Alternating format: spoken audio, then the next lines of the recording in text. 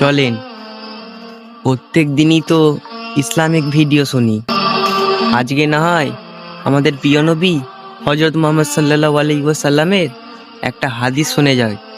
কিয়ামত কবে হবে? রসুল সাল্লাল্লাহু আলাইহি সাল্লাম বলেছেন, কিয়ামত যতদিন পর্যন্ত হবে না, যতক্ষণ না মানুষ খোলামেলা মাঠে গাধার মতো জেনায় না লিপ্ত হয়। তখন আব্দুল্লাহ ইবনে জিজ্ঞাসা করলেন, হে আল্লাহর রসুল, এমন ঘটনা কি আদৌ ঘটতে পারে? রসুল সাল্লাল্লাহু সাল্লাম বললেন, অবশ্যই অবশ্যই ঘটতে পারে। রসুল সাল্লাল্লাহু সাল্লাম আরও বললেন, যে আমার হাদিস শুনে অন্য একটা মুসলমান ভাইকে পৌঁছে দেবে, সেও কিয়ামতের দিন তার সাফায়াত লাভ করবে।